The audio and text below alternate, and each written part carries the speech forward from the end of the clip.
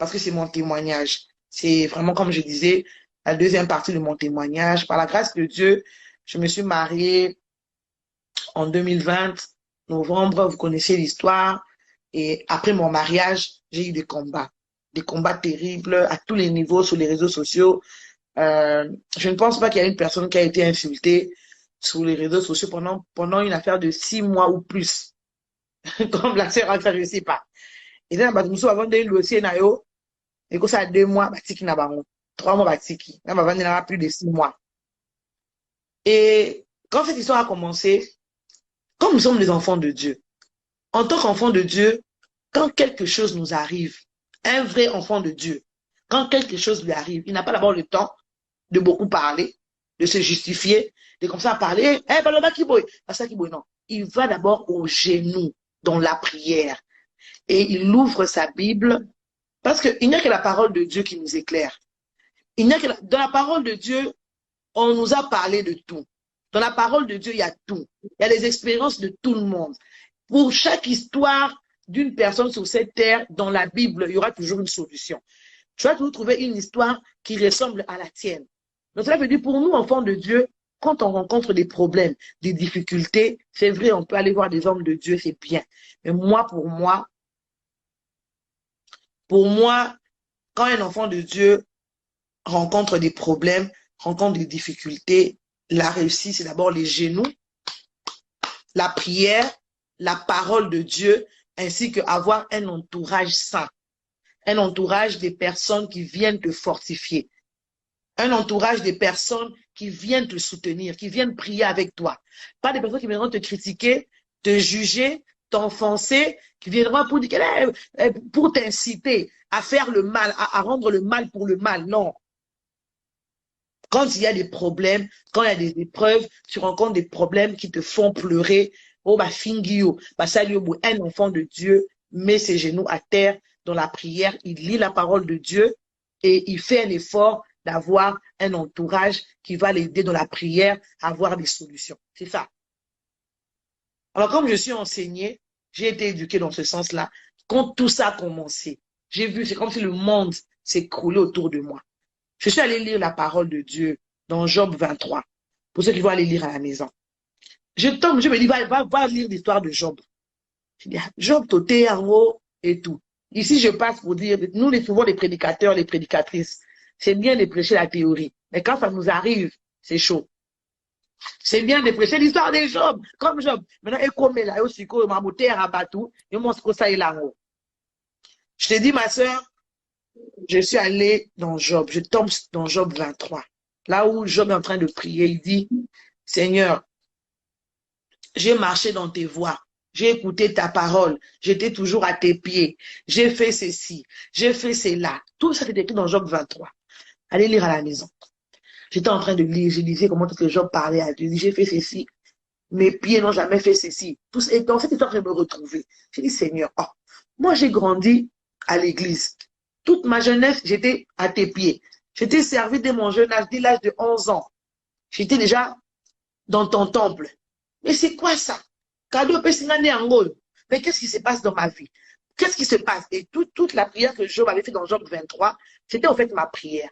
Mais ce qui m'avait plu, c'était quoi? En descendant, je crois vers les derniers versets de Job chapitre 23, Job dit ceci. Il dit, malgré tout mon parcours, c'est l'Éternel qui a décidé. Qui s'y opposera? Je dis, tiens, voilà ce que Job dit. Il dit, malgré ta sainteté, malgré, oh non, moi j'ai grandi à l'église, je suis un enfant de Dieu. Dieu n'a pas tenu compte de tout cela. Lui-même, il a permis cela. Et il dit, quand Dieu décide cela, qui s'y opposera? Maintenant, mes yeux spirituels s'ouvrent. Mes yeux spirituels s'ouvrent. J'ai dit, Seigneur, oh. Donc, malgré tout mon parcours, c'est toi qui as permis que, après mon mariage, que j'aie tout ce genre de combat. Mais pourquoi?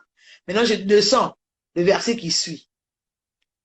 Job dit, par cela, le Seigneur a brisé mon courage.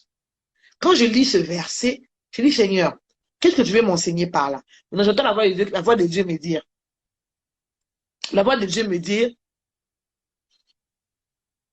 je vais briser ton courage. Examine bien ta vie. Je dis, oh.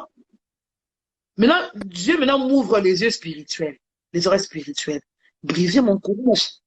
Quand on dit que, tu vois, quand quelqu'un est courageux, c'est une personne, à mon avis, à ma casse. D'abord, ma fille, j'ai permis cela parce que j'ai des choses à travailler en toi.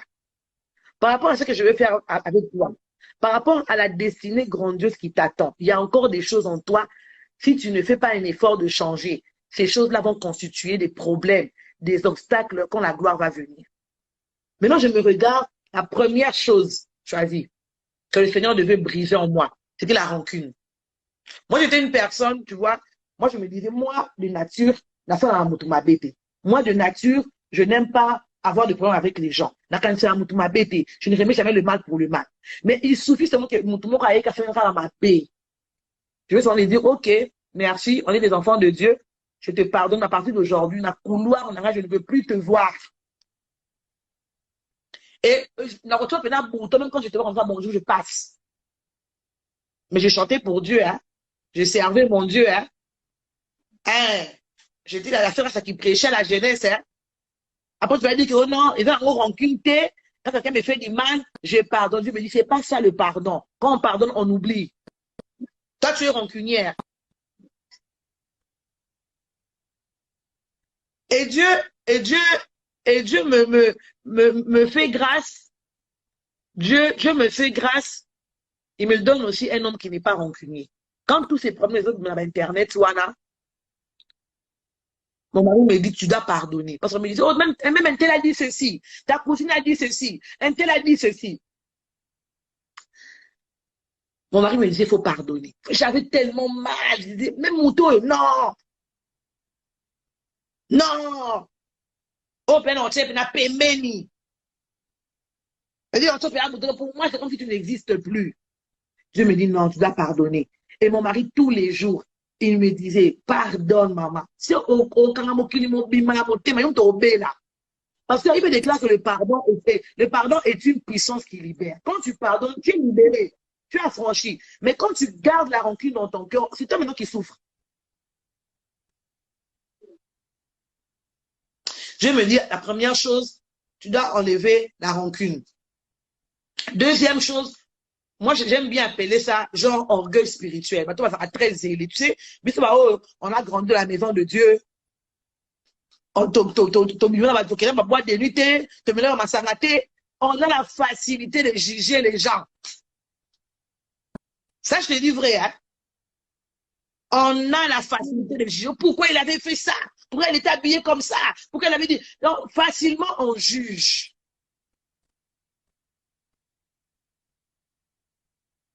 Et moi, j'étais comme ça.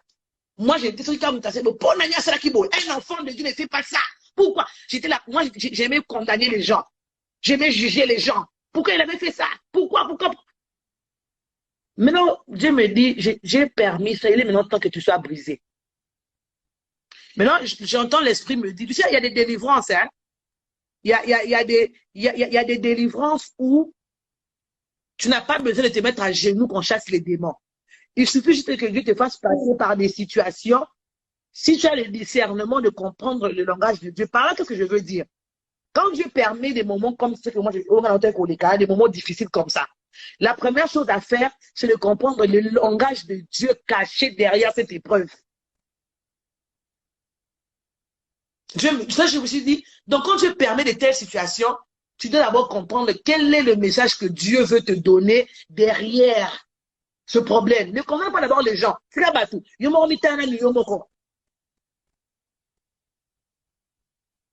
Quel est le message de Dieu derrière ce problème? Moi, ce que moi j'ai retenu, Dieu avait permis cela pour qu'il change mon cœur. Pour qu'il enlève par rapport à là où Dieu veut m'emmener. Quand Dieu regardait ça, il dit, toi, tu ne peux pas arriver là-bas tant que tu as encore ça en toi. Et aujourd'hui, il y a beaucoup de serviteurs de Dieu, beaucoup de servants de Dieu. Dieu permet que tu passes par une épreuve qui bouge le monde. Mais au forcé, pour montrer que non, je veux continuer. Non. Quand Dieu permet une situation pareille, retire-toi dans la prière. Pose la question à Dieu, pourquoi tu as permis cela? Quand tu es sincère avec Dieu, tu lui poses des questions, il va te parler, il te donnera un message. Derrière cette épreuve, voilà ce que j'ai voulu faire avec toi. C'est juste une situation que j'ai utilisée pour te briser.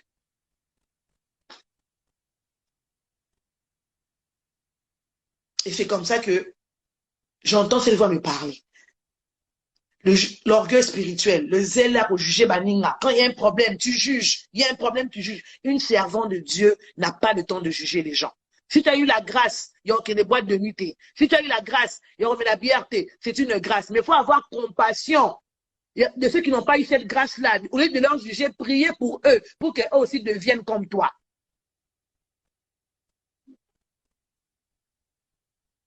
Donc le Seigneur a brisé mon courage. Il a enlevé la rancune. Il a enlevé l'orgueil. Oh, qu'on jugeait maintenant Moussika, juger les gens de loin. Ah non, lui, il est païen. Tout ça, toutes ces choses-là. Le Seigneur a commencé à me briser.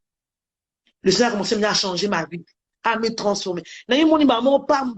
Vanité de vanité, tout ça, c'est rien. La gloire qu'on peut chercher. Je me retirais. Il y avait mes gens qui m'appelaient, ah, c'est rare ça. Oh, Menimingi, oh, lis-moi la scène. C'est important. C'est pas le fait qu'on chante tous les jours, qu'on fait des concerts, qu'on fait des albums qui vont nous emmener au ciel. Non. C'est juste une mission que Dieu nous a donnée. Ce qui nous emmènera au ciel, c'est le changement de nos âmes, le changement de nos cœurs.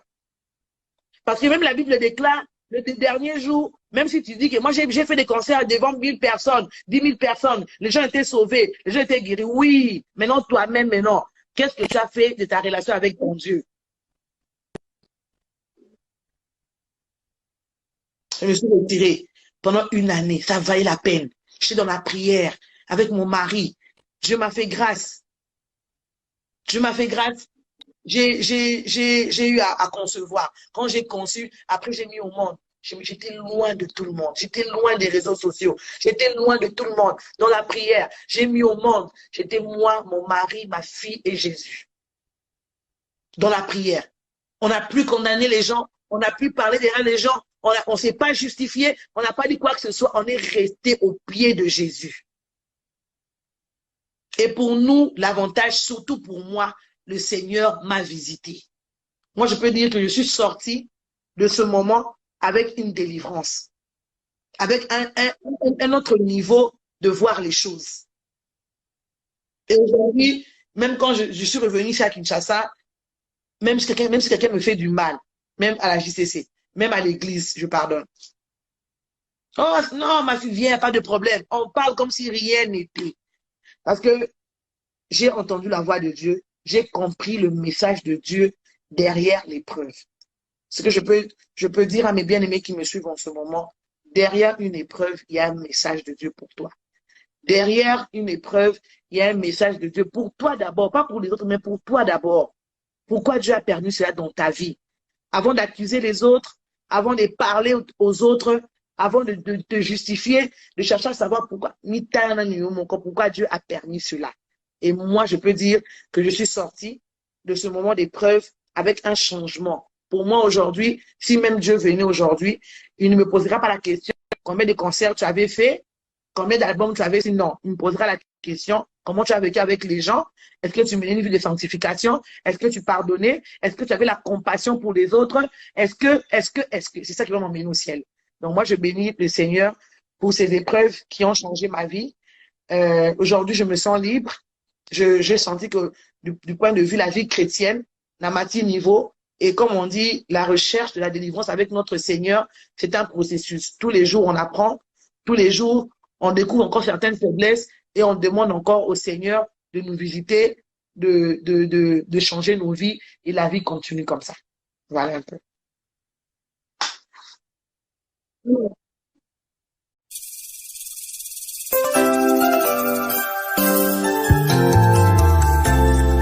Comme Mephibosheth, mon handicap était une barrière pour mon entrée au palais. Mais à cause de l'alliance avec Jésus, j'ai l'accès au palais.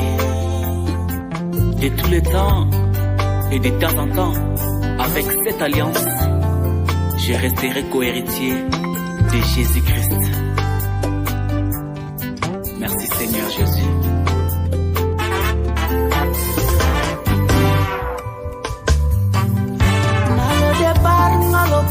litama tango nyonso makanisi mpe kolela ngai kokolia ya pasi